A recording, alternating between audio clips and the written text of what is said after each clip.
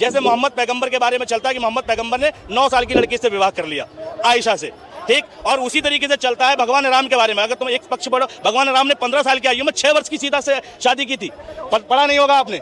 लेकिन भगवान, अब देखो, भगवान ने 6 वर्ष से करी, एक पैगंबर ने 9 वर्ष से करी। ना पैगंबर के वक्त तुम मौजूद थे, ना राम के वक्त हम मौजूद थे। भगवान की लीला भगवान जाने। हम आज कई सौ साल बाद इस बात पर बहस करें कि उनने शादी करके गलत किया, तो हमसे बड़ा मूर्ख कौन है? और हम झगड़ रहे हैं उसको लेके। महात्मा गांधी भी विलन है किसी किसी के लिए। नमस्कार, सलाम, सत श्री अकाल। मेरा नाम है संजीव प्रताप और आप देख रहे हैं अपना पसंदीदा यूट्यूब चैनल द खबरी लाल। इस डिबेट की शुरुआत को देखकर आप समझ गए होंगे कि वीडियो कितना धमाकेदार होने वाला है। तो बिना वक्त गवाए चलते हैं अब इस वीडियो में आगे और देखिए कैसे एक युवा अंधभक्त अंकल को दौड़ा दौड़ा कर कूट रहा है। लेकिन किसके लिए? जो आरएसएस का और नाथूराम गोडसे का समर्थक है। अगर नाथूराम गोडसे के समर्थक ने किताब लिखी है ना, तो उसके लिए महात्मा गांधी बहुत बड़े विलन है। अमेरिका पूछता है महात्मा गांधी को, ब्रिटेन पूछता है महात्मा गांधी को, रशिया पूछता है महात्मा गांधी को। भारत के, दुनिया के बड़े बड़े देश महात्मा गांधी का पूजन कर रहे हैं, और हमारे देश के आरएसएस वादी लोग जो महात्मा गांधी का विरोध में लिखते हैं। अगर हम देश में एक तिरंगे के नीचे खड़े होना सीख जाए ना, हमारे दिमाग से मंदिर और मस्जिद निकल के साइड फेंक जाएगा। गलती यही है कि तुम तिरंगे की जगह भगवे के नीचे खड़ा होना चाहते हो। अगर मोदी नहीं रहेंगे तो सनातन नहीं रहेगा, इनका कहने का मतलब यह है। तो भैया, तो तुम्हारा धर्म सही मायने में अगर राजनीति का शिकार है तो तुम्हारा धर्म सच में बहुत छोटा है। अगर तुम्हारा धर्म मोदी जी का मोहताज है, एक तुम्हारी धार्मिकता मोदी जी की मोहताज है, तुम्हारा धार्मिक होना योगी जी का मोहताज होना, तो शक है मुझे तुम्हारी धार्मिक होने पर, शक है मुझे तुम्हारी भगवान के प्रति आस्था होने पर। हो सकता है तुम आज गर्व महसूस करो कि देश हिंदू राष्ट्र हो जाए, धर्म के नाम पर देश को एक वो ले लो कि टैग ले लो, लेकिन कहाँ खड़ा है? 57 मुस्लिम देश हैं। कौन सा प्रतिनिधित्व करते हैं 57 मुस्लिम देश? सारे धर्म के नाम पर हैं। किस देश का यहाँ पर बहुत बड़ा नाम है? अगर देश पूरी दुनिया में किसी का नाम है तो भैया वो अमेरिका है, जो डेमोक्रेटिक राष्ट्र है। पूरी दुनिया में सुपर पावर में नाम आता है तो रशिया है, ठीक है, जो धर्म की फिलॉसफी से बहुत ऊपर उठ चुके हैं। और वहाँ पर सिर्फ एजुकेशन की बात होती है, टेक्नोलॉजी की बात होती है। और हमारे देश में क्या चल रहा है? मंदिर मस्जिद। एक पुलिस वाला चलते हुए नमाज पढ़ने वाले व्यक्ति को लात मारता है, तो ये जहरी तो है उसके आदमी में, क्योंकि उसने संवैधानिक पद का गलत इस्तेमाल किया। अगर उसके मन में कानून की बात होती, संवैधानिक तरीका होता, चलो बैठ गए, वो बाद में कागजी तौर पर मुकदमा लिख देता, कार्रवाई कर देता, ये लीगल तरीका था, और जो सजा होती कानूनी तौर पर उसे होती। अगर गलत भी किया था, ये अधिकार उसको किसने दिया कि वो लात मार दे? ये तो अंग्रेजी शासन हो गया। अंग्रेजों ने मंगल पांडे के कंधे पे मारा था, और सुनो, धनानंद ने चाणक्य के कंधे पे लात मारी थी। तो ये तो वही हो गया सेम। तो हम कहाँ चले जा रहे हैं और कौन सा देश दे रहे हैं मोदी जी? बताओ। बोलेंगे इन्होंने कहे हैं कि महाभारत में हिंदू मुसलमान से लड़ाई नहीं हुआ। सही कहे इन्होंने, सही कहे। लेकिन वो मोहम्मद गोरी कौन था?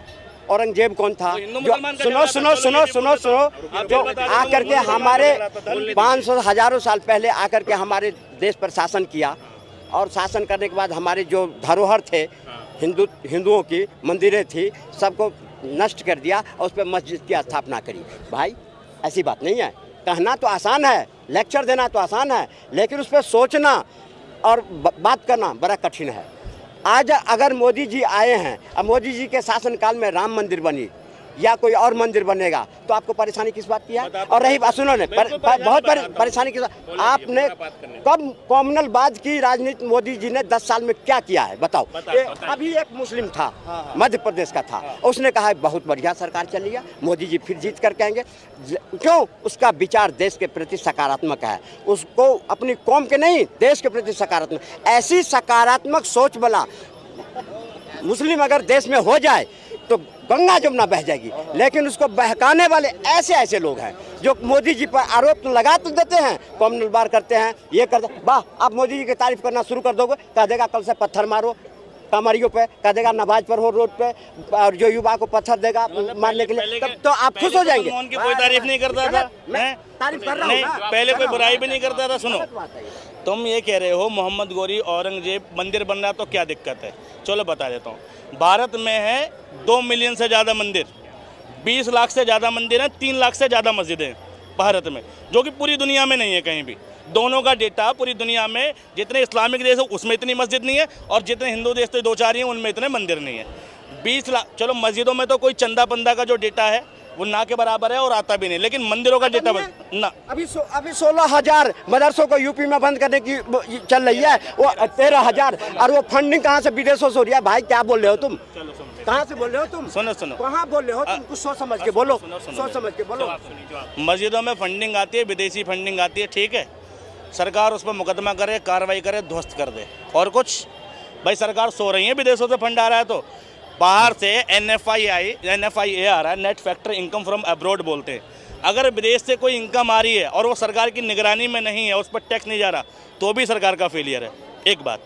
दूसरी बात, मंदिरों से 20 लाख मंदिर हैं देश में, ये मैं अप्रोक्स बता रहा हूँ, ज़्यादा ही है इससे।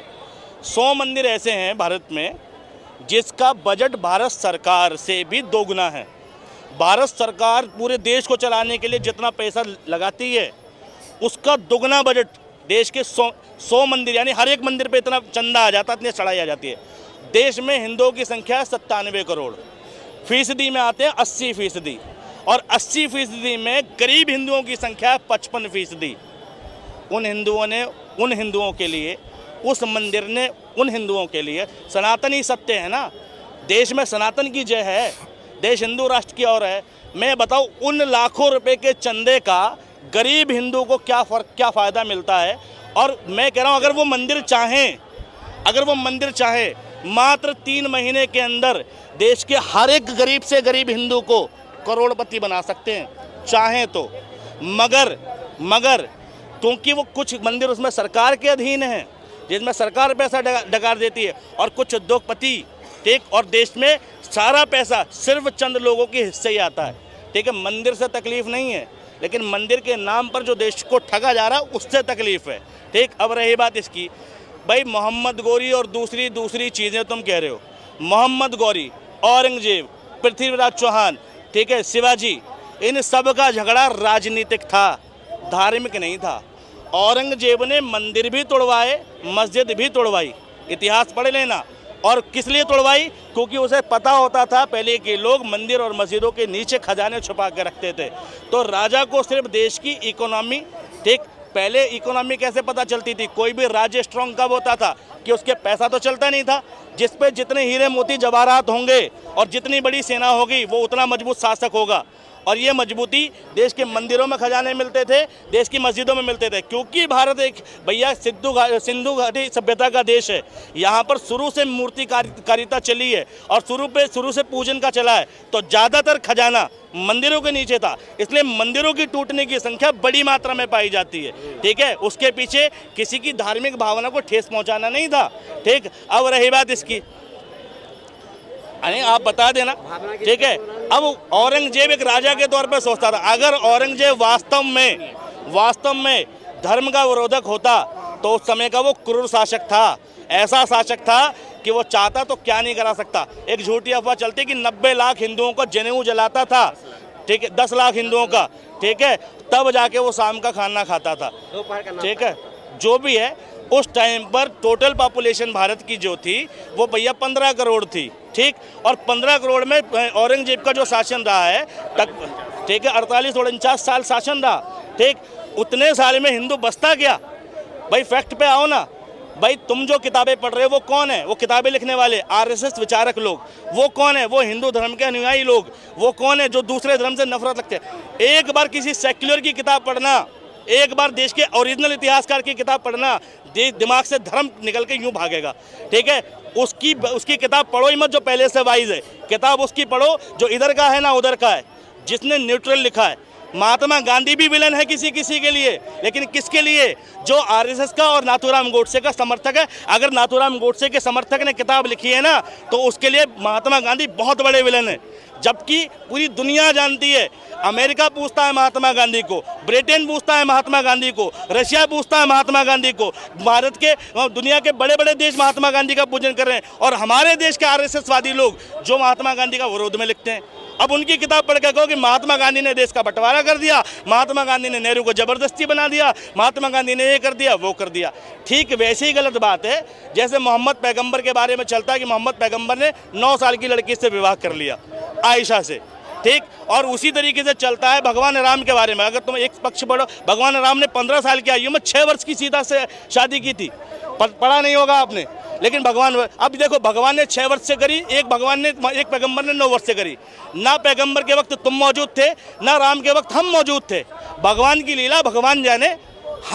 आज कई सौ साल बाद इस बात पर बहस करें कि उनने शादी करके गलत किया, तो हमसे बड़ा मूर्ख कौन है और हम झगड़ रहे हैं उसको लेके।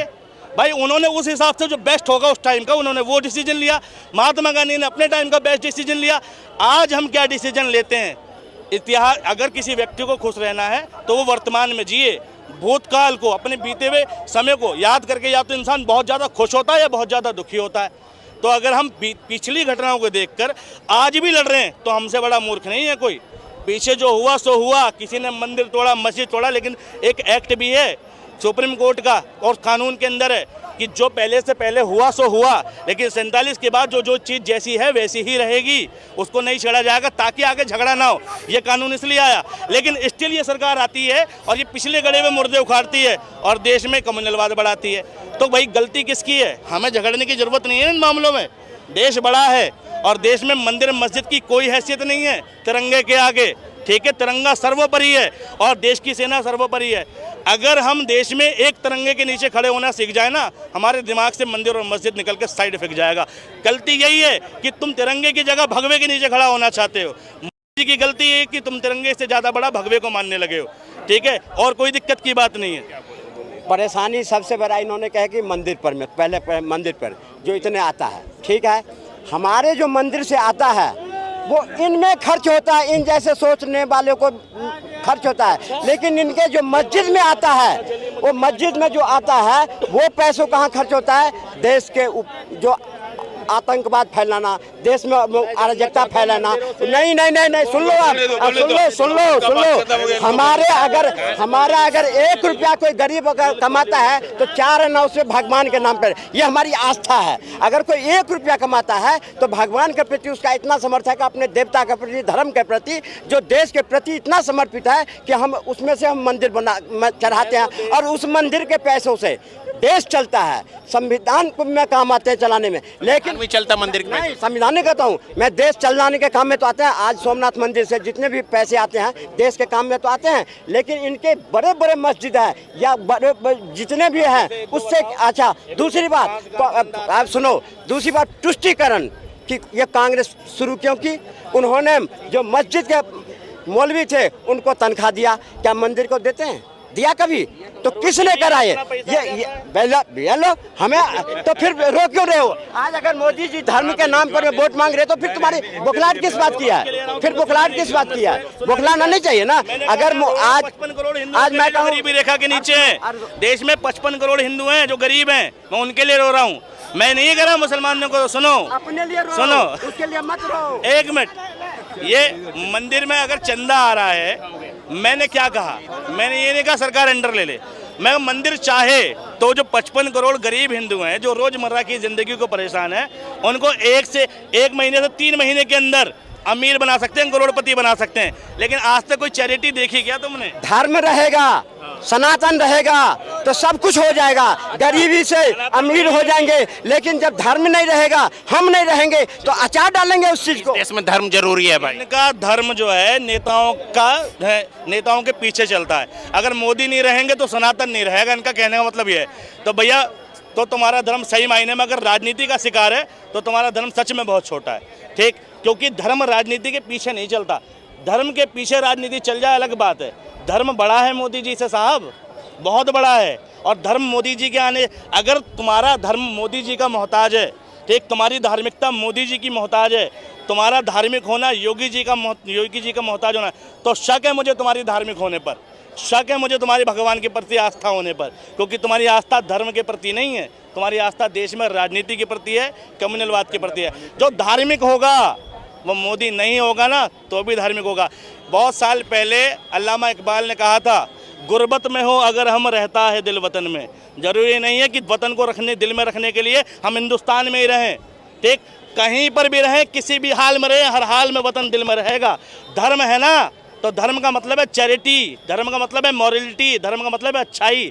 जो धर्म दूसरे धर्म को गाली देना सिखाता हो, मेरी नज़र में उस धर्म पर धिक्कार है। जो धर्म दूसरे धर्म को नीचा दिखाता हो, मेरी नज़र में वो धर्म बेकार है। ठीक, धर्म दिल में होता है, नेताओं से धर्म नहीं होता। मेरा धर्म असदुद्दीन ओवैसी या मेरा धर्म नरेंद्र मोदी या मेरा धर्म योगी आदित्यनाथ के नेतृत्व का मोहताज नहीं है। राम किसी नेता के नेतृत्व के मोहताज नहीं है। जब जब धर्म है तो धर्म की वजह से नेता है, नेता की वजह से कोई धर्म नहीं है। और आपका धर्म नेता की वजह से। ये भाषण देना तो बहुत आसान है, लेकिन करके दिखाना बहुत कठिन है। करके दिखाना बहुत कठिन है। इन्होंने कहे हैं जो धर्म और अधर्म पर में बात, अगर आज मोदी जी आकर के सुनो, इस वीडियो में बस इतना ही। जल्द मिलते हैं एक और धमाकेदार वीडियो के साथ। तो बने रहें अपने इस पसंदीदा यूट्यूब चैनल के साथ। अभी तक चैनल को सब्सक्राइब नहीं किया है तो सब्सक्राइब कर घंटी वाला बटन दबा दीजिए, ताकि ऐसे ही धमाकेदार वीडियो आपको समय रहते मिल सकें। आपको हमारे किसी वीडियो से कोई शिकायत है तो अपना मैसेज कमेंट बॉक्स में लिखें। इस वीडियो को ज़्यादा से ज़्यादा अपने चित परिचितों के पास शेयर करना न भूलें और लाइक भी करें। नमस्कार, जय हिंद, जय भारत।